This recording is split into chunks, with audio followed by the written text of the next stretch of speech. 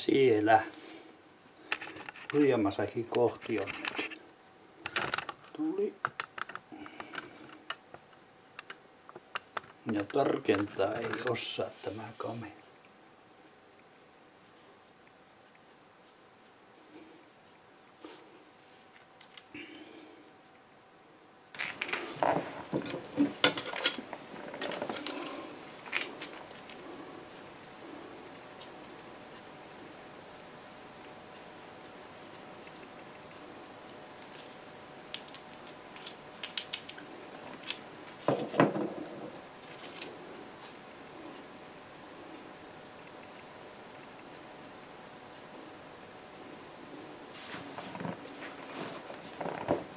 Elikkäs mennäänpä kivikauteen.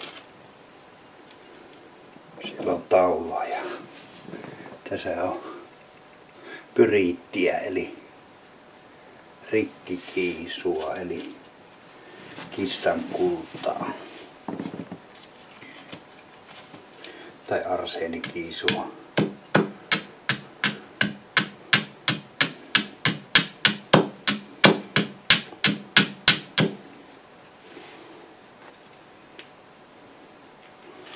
Sammutetaanpa valo. Vaikea on, mutta huomattavasti helpompi kuin tuliporatulet. Niin jos tämä syttyy, niin kevyempi on. Kevyempi on tämä prosessi.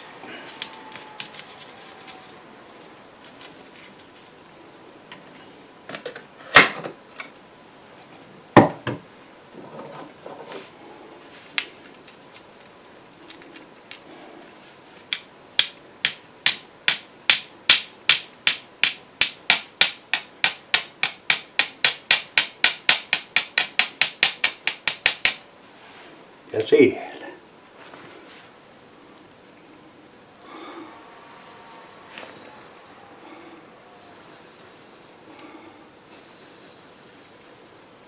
Siinäpä on, pannaan se tuonne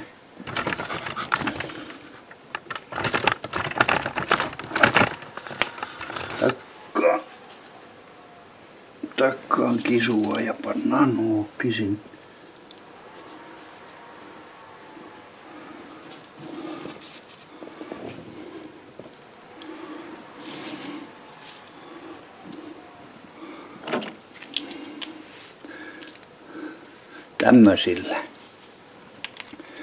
Tämmösillä näin. Pannaanpa valoon, niin näyttää. Eli tämä on sitä kissan kultaa, katin kultaa.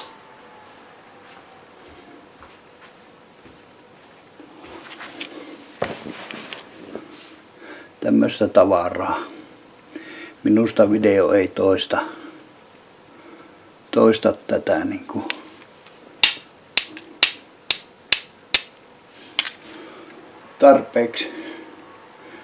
Tarpeeksi hyvin tuota kimallusta. Mutta eipä sillä ole väliä. Pistetäänpä nyt. Pitää aukaista pelti.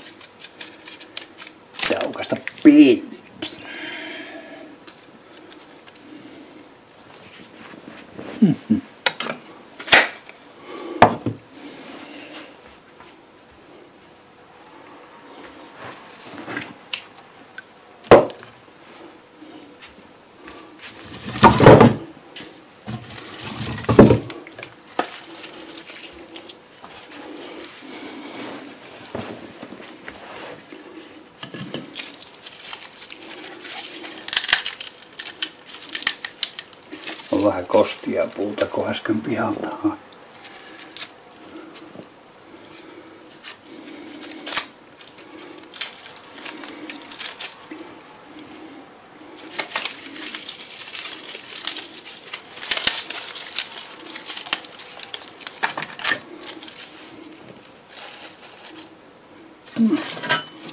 No joo.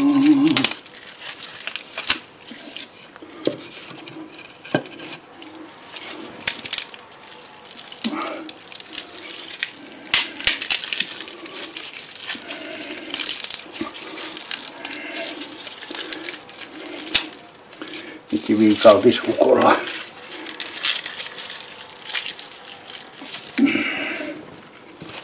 Ei ole ollut puukkua eikä kirvestä sitten. Ollut kivikirveitä, jonkunnäköiset nuijat siinä.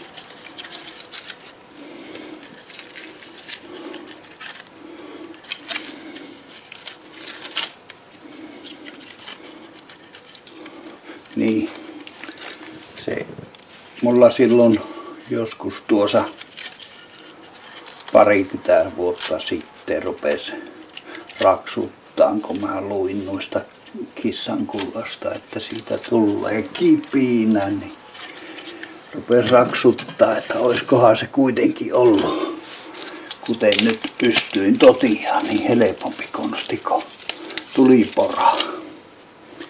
Kitka tuli. Iskeä kipinä tuolla.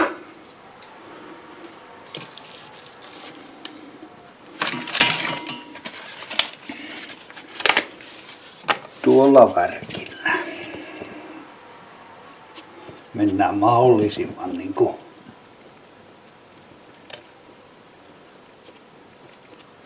alkeellisesti nyt tätä hommaa, ei käytetä palakeita eikä muuta.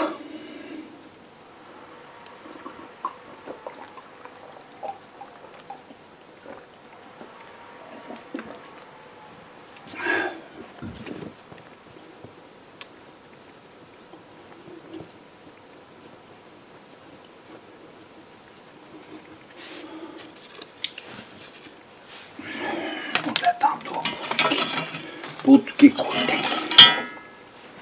Eikä puupilli tai koiran putki.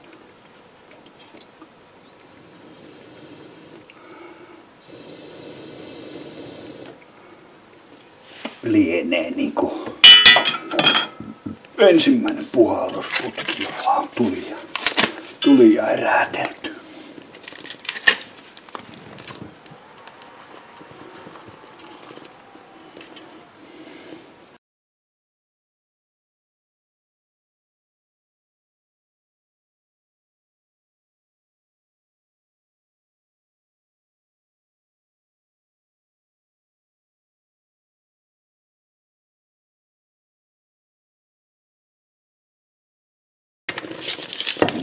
Minä yritän opettaa tuon nykyajan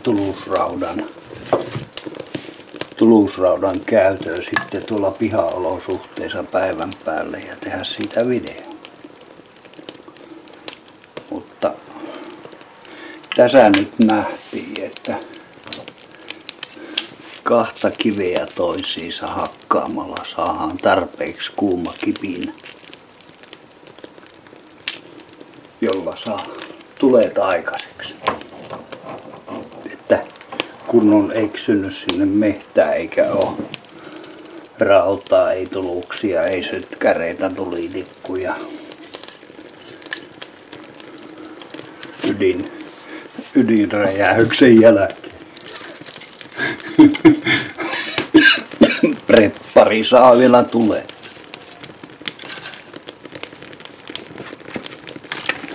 Jos silloin muuten elämän edellytyksiä, ettei ole pää viheriänä pärise ja naamanahkat kesi irti, niin silloin ei varmaan enää kannata sytytä. Siinä on syytä katsella vaan narun pätkää tai tarpeeksi isoa kipiä, millä kolahuttaa ohtaus. Tai sukeltaa liian matalaan järveen.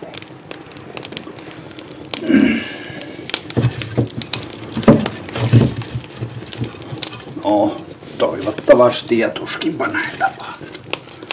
Semmoinen tilanne tuli. Näitä perinteitä ja taitoja, mitä on käytetty 100 000 vuodet, niin niitä on ihan mukava ylläpitää.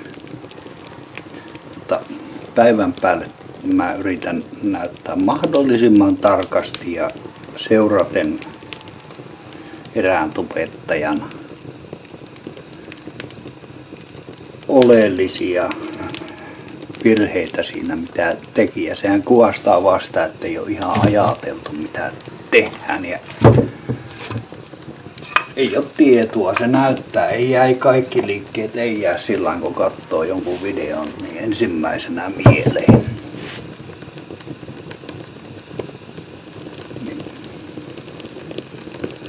Niin.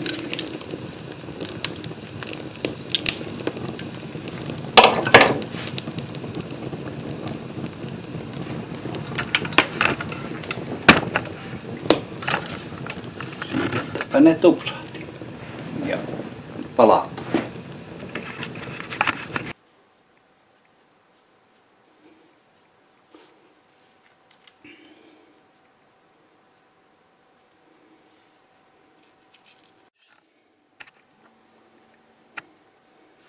Ei.